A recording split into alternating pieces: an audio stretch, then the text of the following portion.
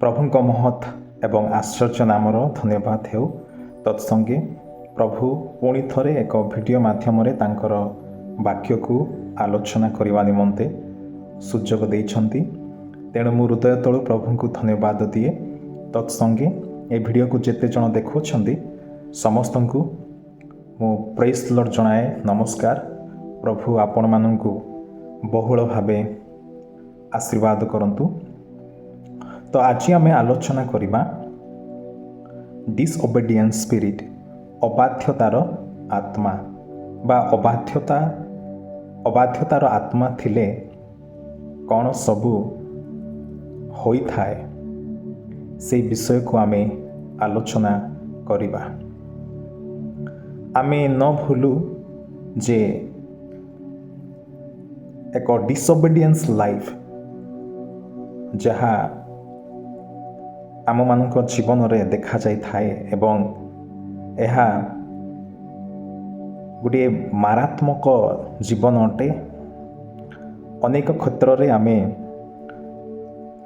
ଅନାଜ୍ଞାବହତା ଜୀବନ କାଟିଥାଉ ଆମ ଖ୍ରୀଷ୍ଟିଆନ ଜୀବନରେ ଏବଂ ଅନାଜ୍ଞାବହତା ଜୀବନ ହେତୁ କ'ଣ କ'ଣ ସବୁ ପ୍ରଭାବ, କ'ଣ ସବୁ ହୋଇଥାଏ ତାହା ଆମେ ଜାଣିନଥାଉ। ଆମେ ସହଜରେ ଈଶ୍ୱରଙ୍କର ବାକ୍ୟକୁ ବା ଈଶ୍ୱରଙ୍କର ରବକୁ ଆମ ଖ୍ରୀଷ୍ଟିଆନ ଜୀବନରେ ତାଙ୍କ ବାକ୍ୟ ପାଳନ କରିବାରେ ଅବାଧ୍ୟତା ହୋଇଥାଉ।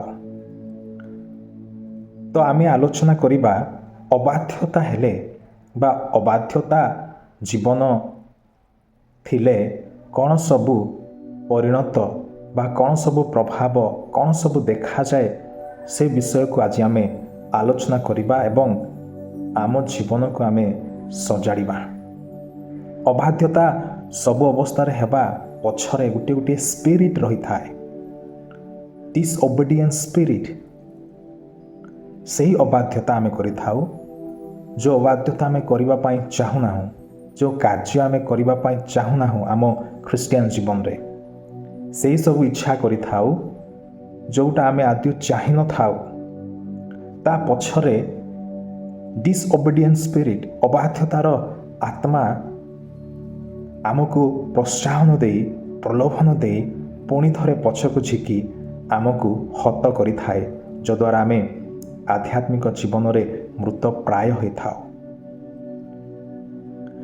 So what is disobedience spirit? ଅବାଧ୍ୟତାର ଆତ୍ମା କହିଲେ କ'ଣ ଆମେ ବୁଝୁ, ସେ ବିଷୟକୁ ଆମେ ଆଲୋଚନା କରିବା। ବାଇବେଲରେ ଆମେ ଦେଖୁଛୁ ଅନେକ ଲୋକମାନେ ଅବାଧ୍ୟତା ଜୀବନ କାଟିଥିଲେ। ଗୋଟେ ପ୍ରମୁଖ ଉଦାହରଣ ହେଉଛି ସାଉଲଙ୍କ ଜୀବନ। ସାଉଲ ସେ ଅବାଧ୍ୟ ହୋଇଥିଲେ ଆଉ ଅବାଧ୍ୟ ହେବା ସାଙ୍ଗେ ସାଙ୍ଗେ ତାଙ୍କର ପରିଣତ ବା କ'ଣ ଫଳାଫଳ ମିଳିଥିଲା ସେ ବିଷୟ ଆମେ ବାକ୍ୟ ମଧ୍ୟରେ ଦେଖିପାରୁଅଛୁ, ଯାହା ପ୍ରଥମ ସାମୁଏଲ ପୁସ୍ତକରେ। ତ କ'ଣ କ'ଣ ସବୁ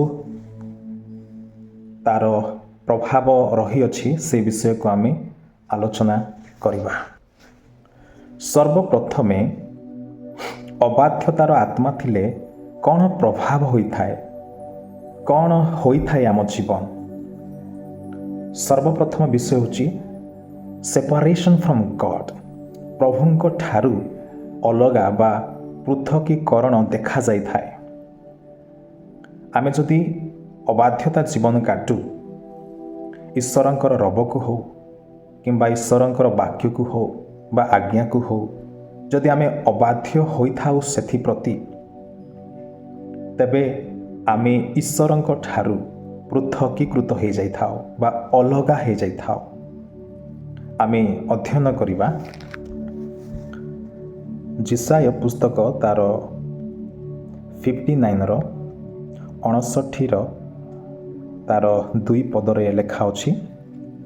ମୁଁ ଅଧ୍ୟୟନ କରିବି। ମାତ୍ର ତୁମ୍ଭମାନଙ୍କର ଅପରାଧ ସବୁ ତୁମ୍ଭମାନଙ୍କର ଓ ତୁମ୍ଭମାନଙ୍କ ପରମେଶ୍ୱରଙ୍କ ମଧ୍ୟରେ ବିଚ୍ଛେଦ ଘଟାଇଅଛି। ବିଚ୍ଛେଦ ବା ସେପାରେସନ୍ ଘଟାଇଅଛି, ଅଲଗା କରିଦେଇଅଛି ଆମକୁ। ଆଜି ଆମେ ଆତ୍ମା ବିହୀନ ହେବାର କାରଣ ହେଉଛି ଅବାଧ୍ୟତା। ଆଜି ଆମେ ପରମେଶ୍ୱରଙ୍କ ଠାରୁ ଏକେଲା ଅନୁଭବ କରି ପୃଥକ ହୋଇଯାଇଥିବାର କାରଣ ହେଉଛି ଆମମାନଙ୍କର ପାପ, ଆମମାନଙ୍କର ଅଧର୍ମ, ଆଉ ସେଇଟା ଅବାଧ୍ୟତା ଦ୍ୱାରା ସ୍ଥାନ ପାଇଅଛି। ଆଉ ଲେଖା ଅଛି, ଓ ତୁମ୍ଭମାନଙ୍କର ପାପ ସବୁ ତୁମ୍ଭମାନଙ୍କ ଠାରୁ ତାହାଙ୍କ ମୁଖ ଲୁଚାଇ ଅଛି, ଏଥିପାଇଁ ସେ ଶୁଣିବେ ନାହିଁ। ପ୍ରଭୁ ଆମଙ୍କର ପ୍ରାର୍ଥନା ଶୁଣନ୍ତି ନାହିଁ। ବେଳେବେଳେ ଆମେ ଯାହା ପ୍ରାର୍ଥନା କରିଥାଉ ତାହା ପ୍ରାପ୍ତ ହୋଇନଥାଉ। ଯାହା ଆମେ ଇଚ୍ଛା ଆକାଂକ୍ଷା କରିଥାଉ ତାହା ଆମେ ପାଇପାରିନଥାଉ। କାରଣ ଏହା ଯେ ଅପରାଧ ସକାଶେ, ପାପ ସକାଶେ। ଆଉ ଏହି ଅପରାଧ ପାପ ସକାଶେ ପ୍ରଭୁଙ୍କ ଠାରୁ ଆମେ ବିଚ୍ଛେଦ ହୋଇଅଛୁ ଏବଂ ତାହାଙ୍କର ମୁଖକୁ ସେ ଆଚ୍ଛାଦନ ବା ଲୁଚାଇ ଅଛନ୍ତି।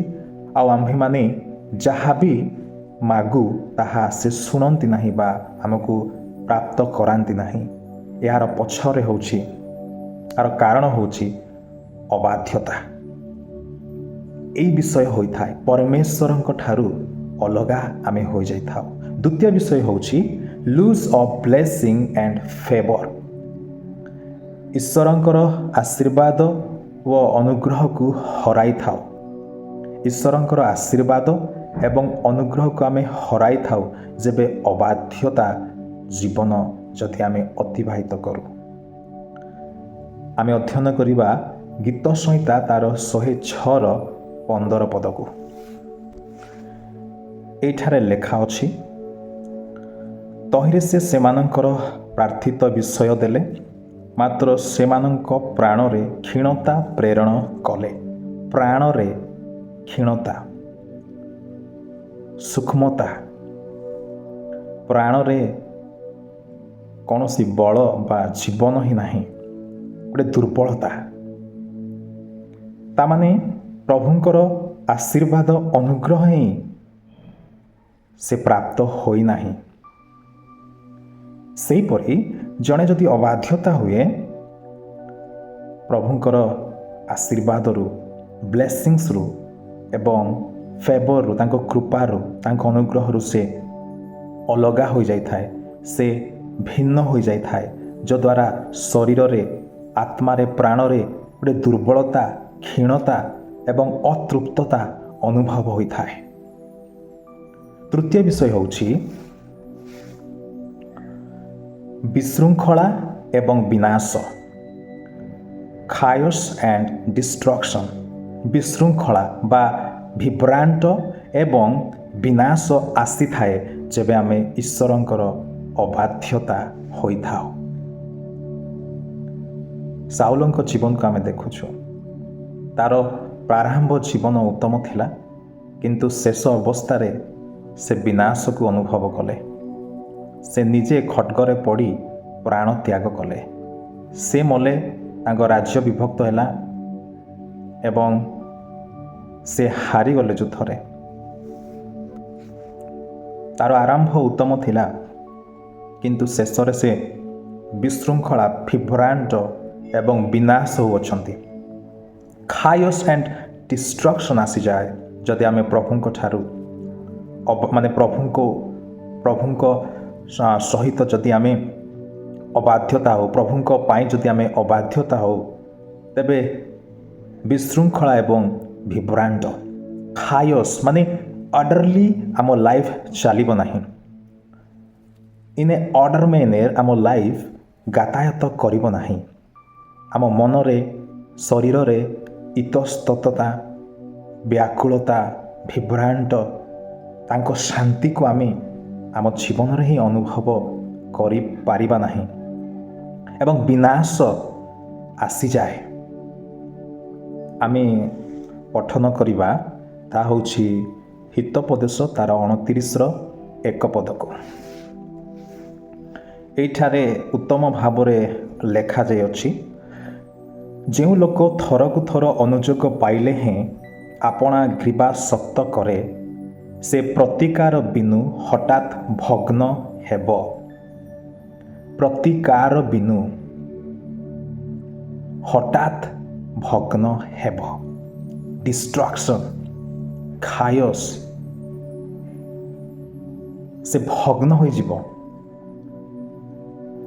गोटे बात्या बहिले बा झड़ तोफान बहिले गोटे घर जेपरी भुशुड़ी पड़े विनाश होता है से प्रकार से विनाश हठात भग्न हब ईश्वरंकर आज्ञा को अनुजोग को परामर्श को ईश्वर सहित थिले हैं जदि से अनाज्ञाबहता होउछि निज इच्छारे चालुअछि ईश्वरंकर वाक्यर अनाज्ञाबहता जीवन में अनाज्ञाबहता ही होउछि समय आसिब से हठात प्रतिकार बिना भग्न हब विनाश हब तेणु आमे अनुजोग पाइले हैं परामर्श गुड़ाक शुणिले हैं आम मानकर ग्रीवा को शक्त न करूँ हार्डेन न करूँ कठोर न करूँ बरं ताहाक आमे ग्रहण करूँ आम सरल नम्र हृदय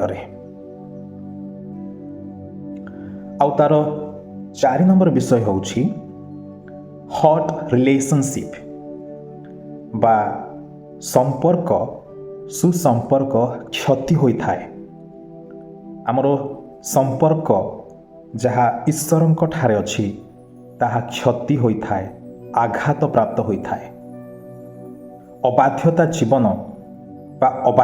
जीवन बा आत्मा जदि आम ठारे कार्य करुछि तेबे ईश्वरंक ठारे जो संपर्क आमर अछि ताहा क्षति होइथाए आघात होइथाए यह आमे न भूलु आमे अध्ययन करिबा तार हितोपदेश 12 पद को एठारे लेखा अछि जो लोक शासन भल पाए से ज्ञान भल पाए मात्र जे अनुजोग घृणा करे जे ईश्वरंकर वाक्यर अनुजोग को घृणा करे बा अबाध्य हेबा सकाशे से घृणा करे न मानिबी बोली से घृणा करे से अनुसार जीवन काटिबी नाही बोली से घृणा करे से लोक पशुतुल्य बोली लेखा अछि जदि से घृणा करे जदि से पशुतुल्य संपर्क बा सहभागिता ताहा क्षति बा विघ्नर कारण घटी थाए बा संपर्क भग्न होइथाए भंग होइथाए क्षति को आमे अनुभव करिथाउ बाधा विघ्न को आमे अनुभव करिथाउ यह आत्मिक क्षेत्र में हो किंबा पारिवारिक सामाजिक क्षेत्र में मध्य हो जदि आमे अनुजोग को घृणा करुछु वाक्य को ईश्वरंकर रब को जदि आमे घृणा करुछु आमे अनुजोग को पालन करूना मानु ना तेबे आमकर रिलेशनशिप क्षति बा आघात प्राप्त होता है ये 4टी विषय को आमे जानिबा आवश्यक अटे जे अबाध्यता हेले ये 4टी विषय देखा जाय थाए प्रथम विषय होची परमेश्वरंक ठारू पृथकीकृत होई थाउ बा अलगा होई थाउ द्वितीय विषय होची आशीर्वाद एवं अनुग्रह को आमे हराई थाउ एवं तृतीय विषय होची विभ्रांत विशृंखला एवं विनाश आम जीवन में आसी थाए एवं चतुर्थ विषय शेष विषय होची आमकर संपर्क क्षति बा आघात प्राप्त होता है आमे अबाध्यता हेबा पछरे बार बार परामर्श शिक्षा ईश्वरंकर वाक्य प्रत्येकटी अवस्था शुणुथिले हैं आज अबाध्यता हेबा सकाशे आम जीवन परिवर्तनता नहीं आम जीवन रे किछि उत्तमता देखा जाऊ नाही उन्नतता देखा जाऊ नाही तेणु अबाध्यतार परिणाम अबाध्यतार प्रभाव आमको एई प्रकार प्रभावित करी एई प्रकार नाश करिथाए जहाँ आमे केबे न भूलु प्रभु आमको आशीर्वाद करंतु आम जीवन रे ए अबाध्यता आत्मा कार्य न करू बरं बाध्यता ओबेडियंस लाइफ होई प्रभुंक ठारे रहिबा आमे शिखु प्रभु आपण मानकु प्रचुर भाव में आशीर्वाद करंतु समस्तंकु प्रेज द लॉर्ड।